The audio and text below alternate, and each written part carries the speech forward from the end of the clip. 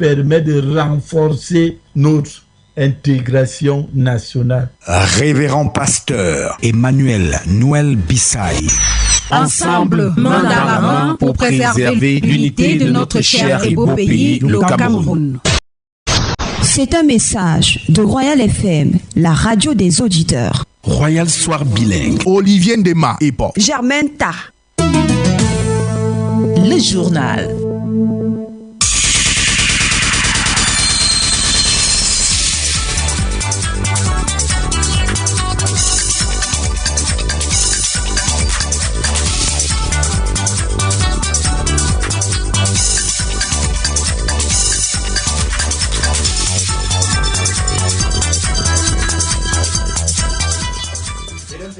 Bonsoir, bienvenue au 18h bilingue. Germaine Tah, good evening. Bonsoir, Olivier Ndema EPO. Ladies and gentlemen, here are the main points.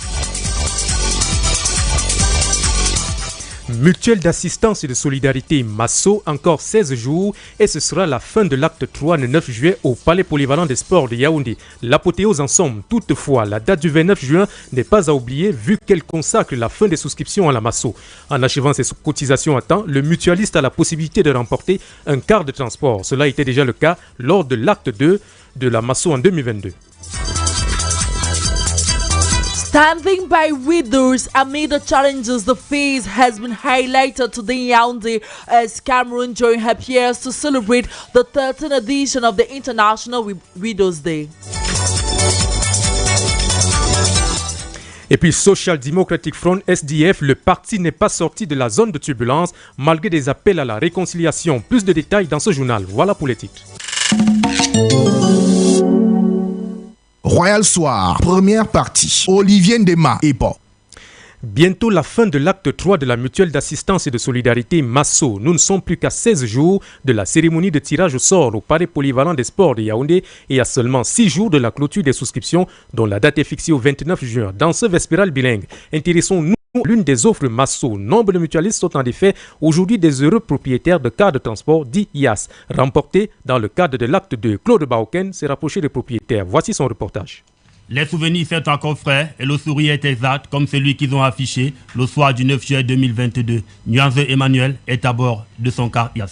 Comme un rêve pour moi parce que le premier qui m'avait appelé au téléphone, quand tu avais joué le IAS, il dit oui, il m'a dit que j'ai gagné. Il avait crié, c'est juste les gens même, comme j'étais avec les Chinois, eux-mêmes ils ont sorti dans le bureau, me demandent qu'est-ce qui ne va pas. Ils m'ont félicité, ils m'ont donné beaucoup de courage. Les bénéficiaires des cartes IAS ont un délai de remboursement de 117 semaines. Nuance Emmanuel s'active pour rester dans les délais. Bon, pour le remboursement, moi je ne blague pas parce que normalement, et moi je ne saute pas, même je saute le jour, mais je ne saute pas la semaine. Normalement, je devais verser samedi, mais il y a des samedis que je ne suis pas là. Bon, je fais l'effort de verser avant mercredi. Je n'ai jamais sauté une semaine pour mon versement. Le délai des contributions pour l'acte 3 est fixé au 20 juin 2023 à 16h. Bien que retardataires, ils sont conscients. Cette année-ci, je ne peux pas encore entrer dans le tirage au sort, mais je vais faire l'effort de finir ma cotisation pour gagner le reste des avantages qu'on a dans la Masso. Pour attendre le 20 ans là, parce que je suis sûr qu'avant le 20 ans, ce sera déjà plus de 60 ans. Pas que je veux rentrer au village, commencer à souffrir encore. Non. Si Emmanuel est en retard dans ses cotisations Masso classiques de 9 000 francs CFA, Aoumou Abraham est à jour. Depuis que je suis à Masso, beaucoup de choses ont changé de chez moi. Je suis déjà devenu responsable. Ma cotisation a été finie. Nous on attend déjà la prochaine acte. Et nous on respecte le versement. Et c'est ça d'abord qui est l'essentiel. Ceux qui nous écoutent à l'heure actuelle, qui ne sont pas quand même affiliés à Masso, les gars, mes frères, familles, et qui n'ont pas de job là, venez. Parce que ça nous aide franchement. D'autres comme Aoumou ont fini avec leur cotisation et sont déjà en possession de leur fiche d'identification et n'attendent plus que le 9 juillet 2023 par les sports. L'adhésion à la mutuelle d'assistance et de solidarité est libre au même titre que la rupture de la qualité de membre. La résiliation de l'engagement d'un mutualiste peut être constatée par la Masso ou initiée par le mutualiste lui-même sans procédure ni préavis. Anne-Priscille Koubitep. Les contributions aux cotisations du Fonds de solidarité sont annuelles et renouvelables chaque année. Le mutualiste désireux de se désengager doit simplement s'abstenir de verser ses contributions l'année suivante. Il peut également arriver qu'au cours de l'année de cotisation, malgré la volonté, le mutualiste ne parvienne pas à verser à 100% ses contributions annuelles. Dans les deux cas de figure, les informations du mutualiste n'apparaîtront pas dans le fichier final des adhérents de la MASO de l'acte en cours. Dès lors, le concerné est considéré comme démissionnaire. L'autre tableau de la perte de qualité de mutualiste est une peinture d'adhérents de la MASO dans la falsification des documents en vue de poser des actes de fraude, de faux, d'usage de faux et de détournement. Une fois les preuves établies, la MASO procède immédiatement à la rupture du contrat. Dans le même ordre de fait, le mutualiste pris en situation de dissimulation des informations en vue de poser des actes de détournement, de vol, de faux et d'usage de faux perd automatiquement sa qualité de mutualiste. La collaboration entre la MASO et le mutualiste cesse enfin en cas de décès. Dans ce contexte, la rupture est regrettée et la mutuelle d'assistance et de solidarité accompagne avec dignité le défunt à sa dernière demeure avec un capital d'essai de 850 000 ou de 2 millions de francs CFA suivant l'ancienneté du disparu à la MASO. En société, la journée internationale des veuves se célèbre ce 23 juin sous le thème « Des femmes visibles aux problèmes invisibles ». La célébration a été introduite pour lutter contre la pauvreté et l'injustice auxquelles sont confrontées ces femmes. Au Cameroun, la situation des veuves n'est pas des plus appréciables malgré des dispositions juridiques qui existent en la matière. Jean-Claude Ngué.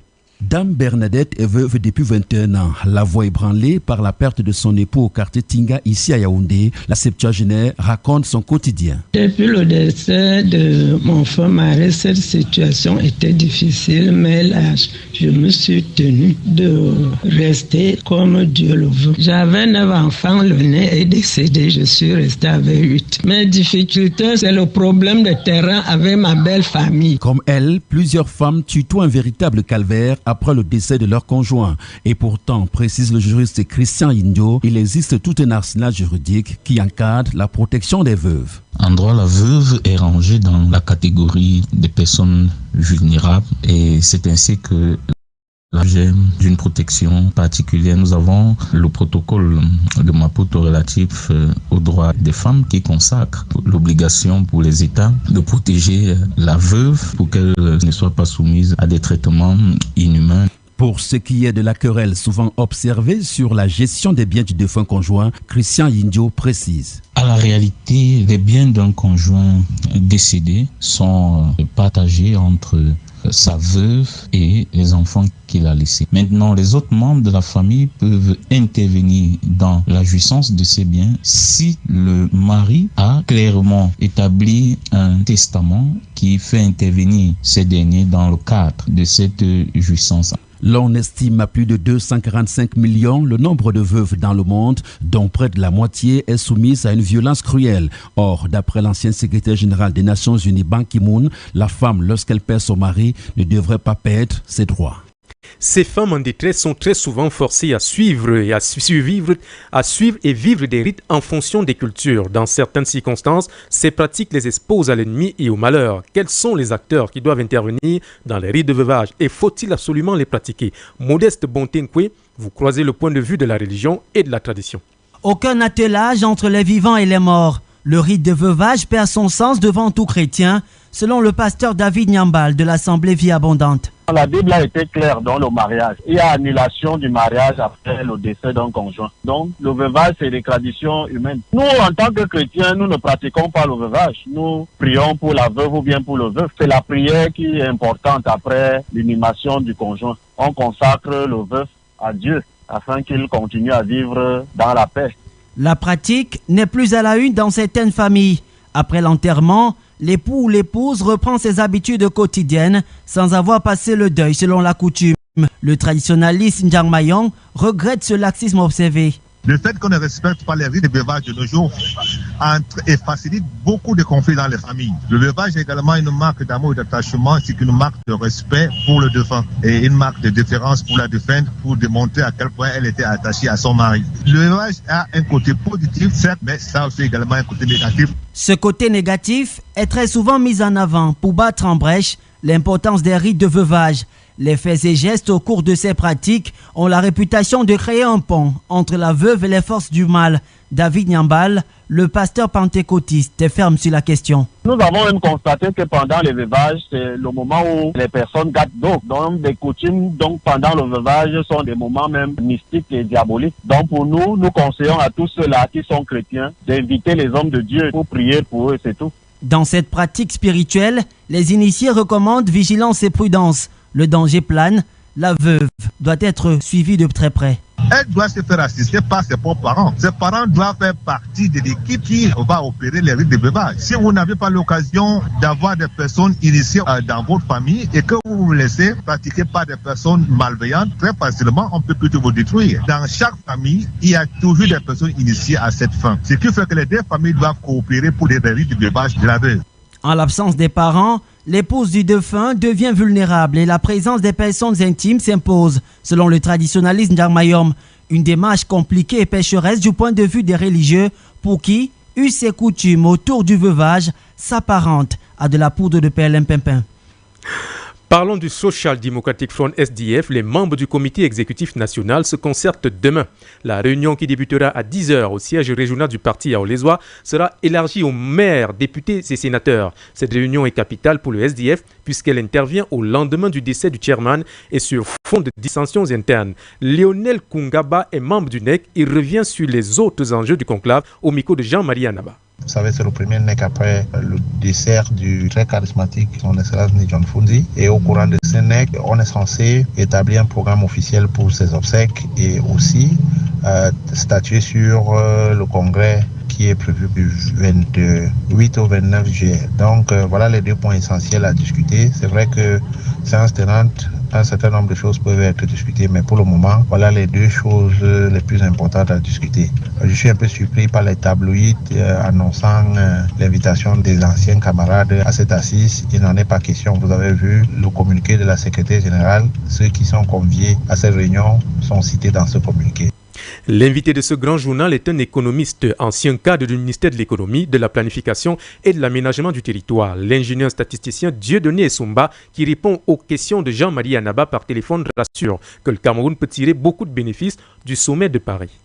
Le Cameroun doit gagner, comme d'ailleurs tous les autres pays, la réforme de ce cadre. Les problèmes du Cameroun, c'est quoi? C'est les mêmes problèmes que les autres. Le Cameroun a des problèmes d'environnement et il a besoin de financement pour cet environnement.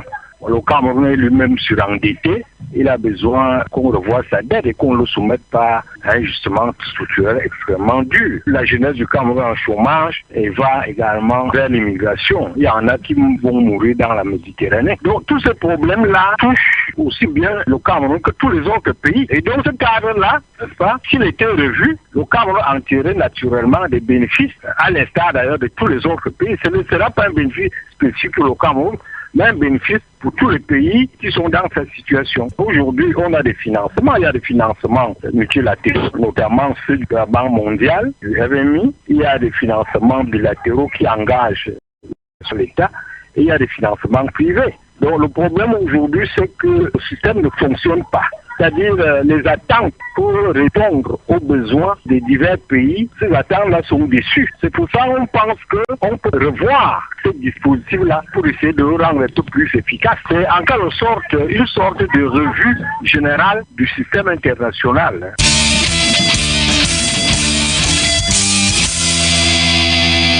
La page sportive. Le tournoi de préqualification de rugby à 7 pour les Jeux Olympiques de Paris 2024 démarre demain en île Maurice. Le Cameroun, qui se trouve déjà en île Maurice, entend bien négocier ses rencontres face à l'Égypte, au Sénégal et à la Côte d'Ivoire afin d'accéder au dernier tour des qualifications. La confirmation de cette ambition est ici réaffirmée par le coach de la sélection de rugby à 7 du Cameroun, Thomas Ponon, que nous écoutons. On a fait 2 semaines de stage externe. On a convoqué les joueurs dans toutes les régions au Cameroun. J'ai passé les conseils à mon adjoint de faire le travail à Douala avec des joueurs de la région du littoral. Le travail a été fait et puis un dimanche, on a convoqué tout le monde pour faire les tests physiques. Et c'est après ces tests physiques qu'on a pu sortir la liste des 25 joueurs qui sont entrés en stage interne, plus les 3 professionnels. Moi, je ne suis pas un politicien, je suis un technicien. Je me suis battu à mettre les gars au point physiquement, mentalement, techniquement et tactiquement. Bon, c'est les pays que nous on connaît. En 2005, j'ai fait partie de l'expédition des éliminatoires de la Coupe du Monde où nous avons battu le Sénégal, on a battu la Côte d'Ivoire. Donc mentalement, les gens, on est prêts à aller au combat. J'ai des joueurs qui sont prêts à aller batailler. Le 7, c'est le rugby le plus dur des 3 rugby. On a regardé l'aspect physique, technique et tactique et compréhension de jeu et tout. Et c'est là où on a sorti la liste des 12 jeux qui sont rentrés. Chacun a été satisfait. Ils ont reconnu qu'ils ont eu quelque chose qui les a manqué. C'est pour ça qu'ils n'ont pas fait partie de la liste des 12. The second part of the news in the English language with Germaine Tah. Good evening, dear listeners. Testimonies of the advantages of the mutual assistance and solidarity muscle of the previous act continue pouring in as all eyes are geared toward the D-Day at the Multipurpose Sport Complex in Yaoundé on July 9, 2023. Beneficiaries of the previous act have been testifying.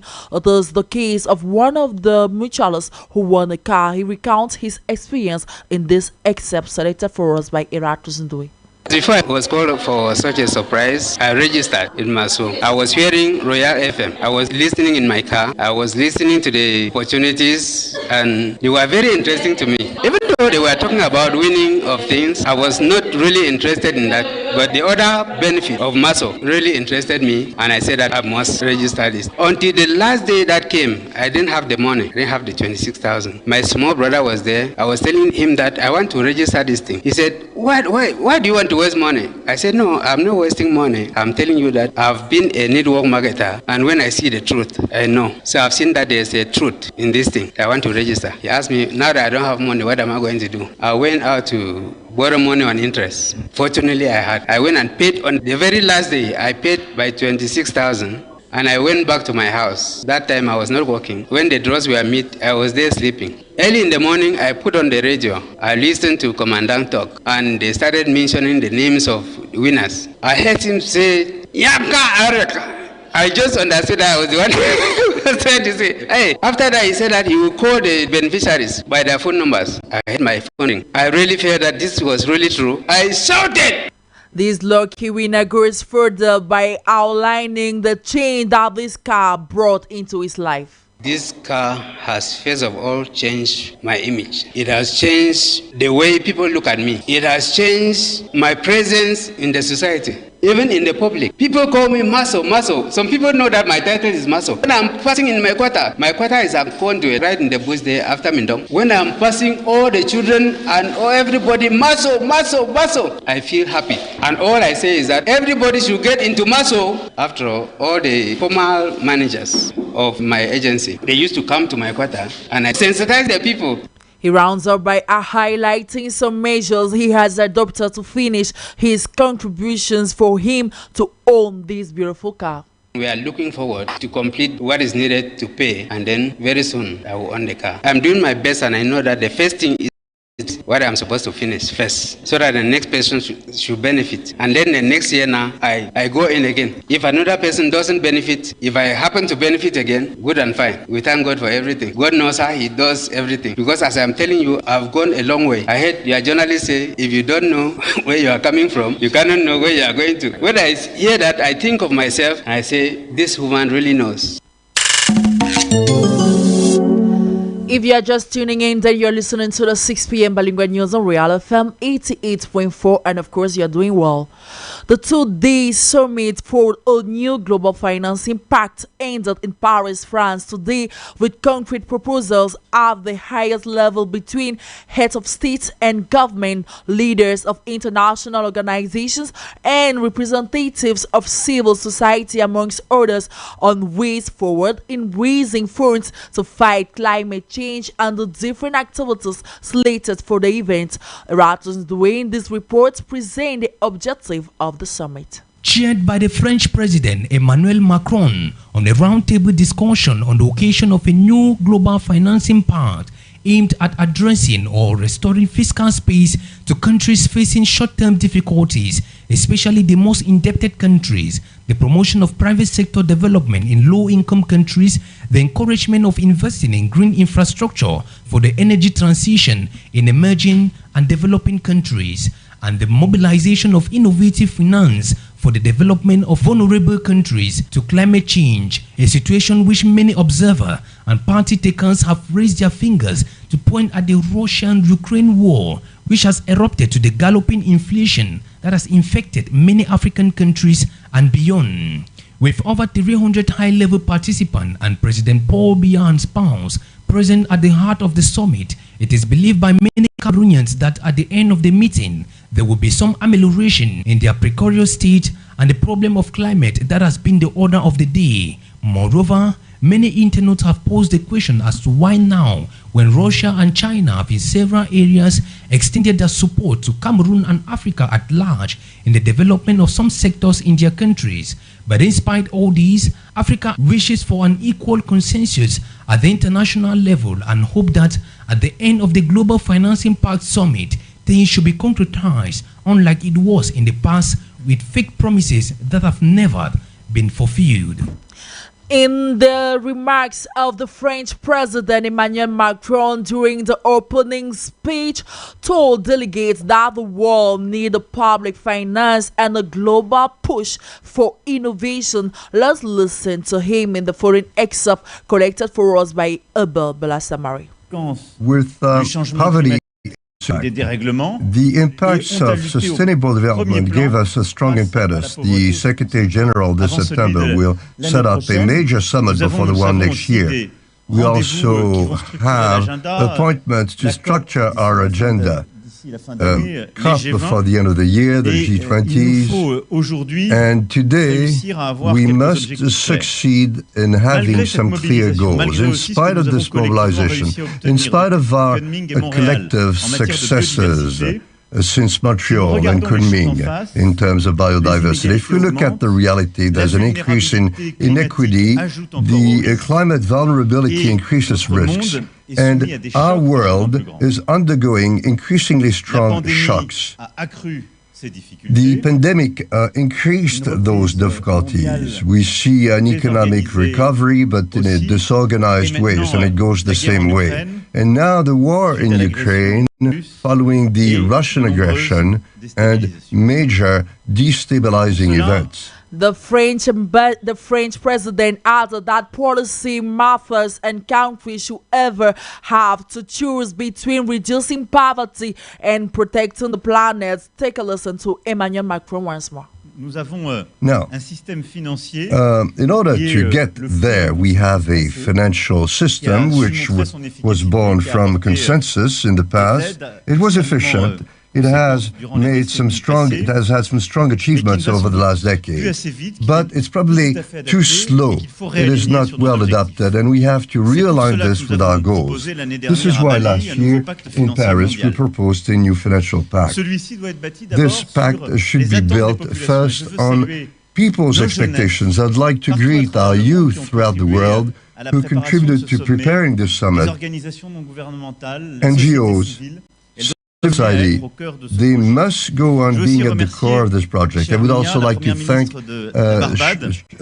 Mia, Prime Minister of Barbados, who had a decisive role, and with their agendas, she started working on climate vulnerability. I'd like to thank all the representatives from Africa and from South America, South Pacific and Asia. President Azoum from Niger will tell us very soon what is the impact and the challenges of fight against poverty. I'd like to thank him.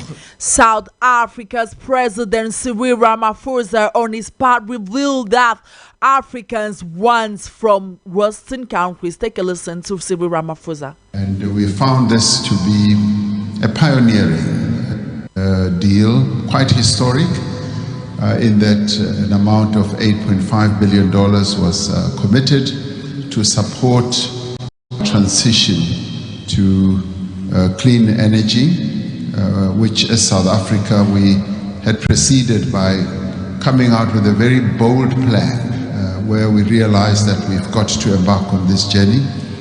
And there are quite a number of lessons that we are learning as we are moving ahead. I'll just maybe share 5. The first one is that a plan like this on the country's challenges and experiences, it should never be imposed on any country. In our case, we've had to take into account our own experience as a nation and as a country, where we are dealing with challenges such as unemployment and poverty, and also dealing with a history of division in our own country, of racial division and all that. So any plan of this nature that helps the country to transit needs to take into account the circumstances of any country that is going through this type of plan.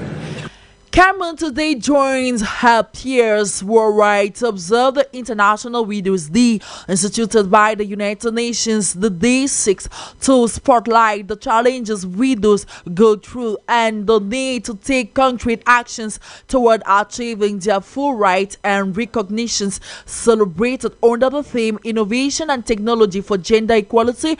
On the occasion, the Minister of Women's Empowerment and the Family, Professor Marie-Thérèse Abenondwa, brings out the 13th edition importance in our context. Take a listen to Minister Marie-Thérèse Ambeda, courtesy the State Media. When a woman loses a husband, they are diminished psychologically and they go through a lot of difficulties within the family, and she needs to receive psychological support.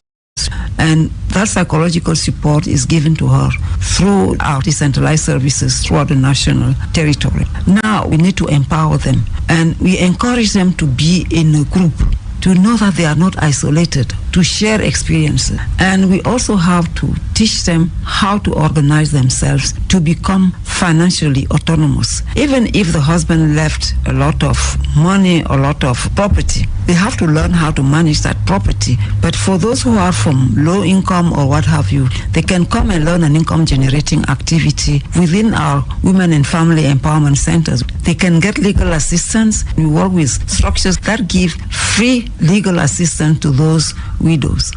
In this regard, Eratos Dwe Katha with barrister Shefu Shiri, who talks about the significance of the day.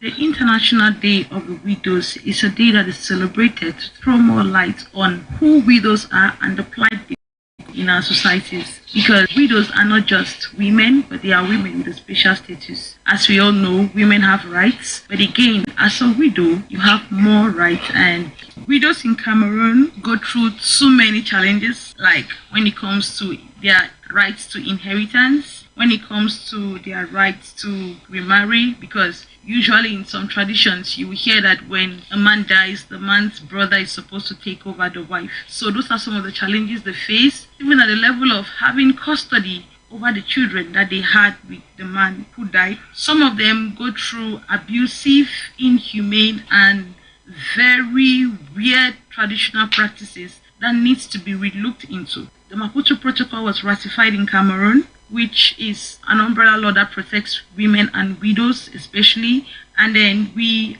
have organizations and partners that have decided to go closer to the people. In case you have a widow who is going through a kind of treatment that is not dignified, you can actually go towards them. You have even the courts, you have even the police, and at the moment when you realize that the widow is not having the kind of treatment that is dignified, you can actually report, because these things is also criminal. We have provisions of the law that punish people who want to maltreat widows, people who want to force widows into marriage, and people who want to treat widows in an undignified manner. Away from Cameroon, Zambia's president Hakainde Hichilema can finally breathe a sigh of relief as the outlines of a deal aimed at lifting his country out of its debt crisis have been unveiled. In 2020, the copper-rich country became the first African nation to default on its debt payments during the COVID-19 pandemic. It was burdened by loans and high interest rates that severely restricted the government ability to invest in critical social programs and infrastructure's development, but crucial for economic growth. Following months of talks, Zambia has now successfully agreed new repayment terms with its state creditors on up to $6 billion debt, including over $4 billion owned by China. And in sport, with the goalball competition, which will run from the 23rd to the 24th of this month, counting for the final phases of the Cup of Cameroon, Evans William Jabati gives us the details. The quarterfinals, semi-finals and final phases of the goalball competition will be played throughout the weekend, starting from today in the men's category at the Yaoundé Fandena Gymnasium as from the 23rd to the 24th of June 2023. We also have some pairings for today, with MEA of Soa will play against Arcfish of Douala. Our boys of Yaoundé face Simplams of Bafoussam, while young challengers of Bamenda will be opposed to Dufina of Yaoundé.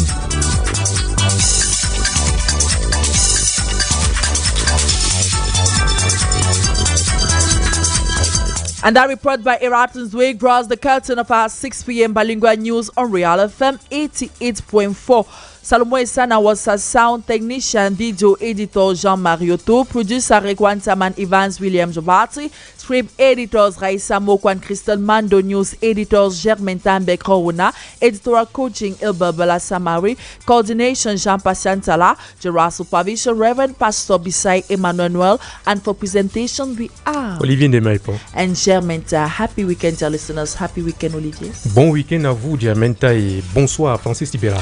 Bonsoir Olivier, bonsoir GT et bonsoir à tous.